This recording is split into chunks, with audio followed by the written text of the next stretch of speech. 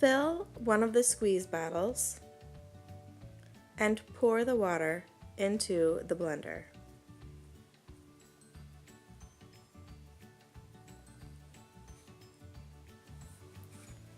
Choose colors from the recycled paper bin.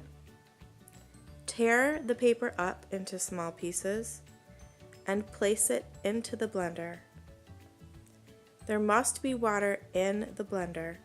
You cannot blend paper without water. First, you have to add water to the paper.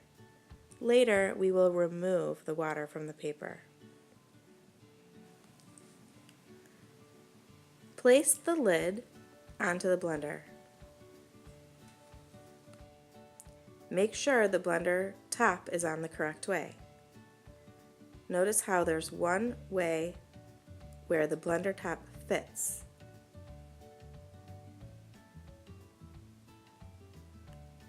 Hold the top firmly on the blender and start the blender. Count to 10 and blend for 10 seconds. We want to blend in 10-second bursts so that we do not burn out the blender's motor. You may want to check the consistency of your paper pulp and blend some more. Just put the top back on and blend again for another 10-second burst.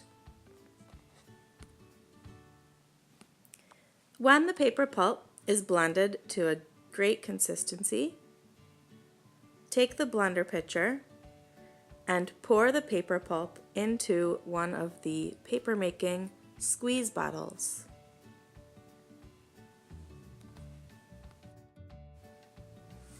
Clean up as you go.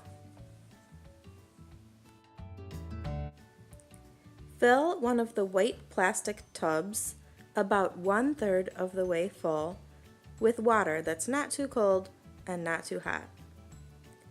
Bring the tub of water over to the table where you will be working. Your paper making mold might be put together when you come to the station, but if it's not, here's how you put it together.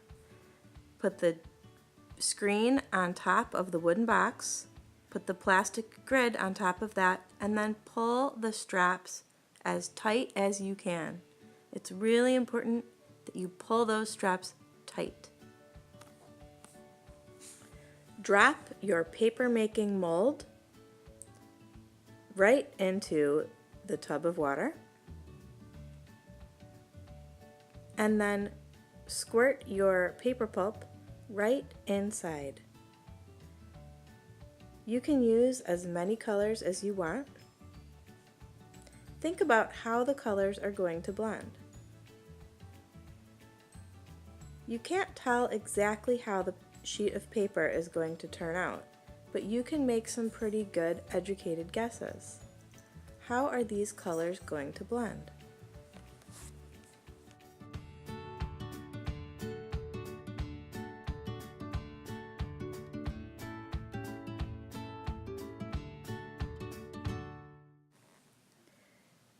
When you feel like you are done, you are going to pick up the mold and pull it straight up. Look at all of that water dripping. Just hold it straight and be very patient. Let all of that water drip out. Rest the paper making mold on the side of the tub and undo the Velcro straps.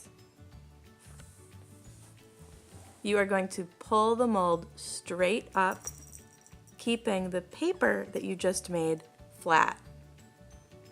You can put the mold aside and now put the grid, the screen, and the paper that you just made in a new dry tub. Take the other screen and place it right on top, making sure it matches up. Now, you're going to get a sponge and you are going to start removing all that water that we put in when we blended our paper pulp. Squeeze out the sponge and keep on pressing down firmly on all parts of your paper to remove as much water as you possibly can.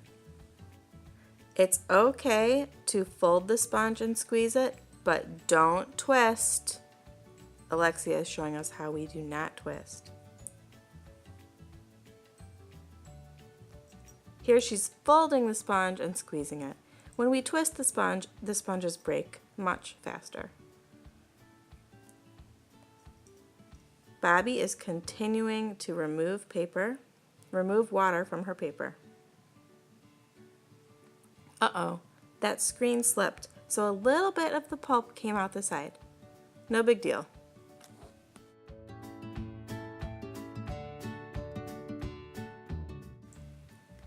When you feel like you have as much water out of the paper as possible, you are going to go and get a sheet of goose paper, and you're going to write your name on the edge. It doesn't matter which edge, but we're going to put your new piece of paper on this piece of paper, and we want to be able to see your name. So write your first and your last name and your class code on the edge of a piece of goose paper. Good job, Bobby White. Bobby and Alexia are ready to transfer the new sheet of paper to the goose paper with their names on it. They've removed the screen, and they are going to flip that over onto the goose paper.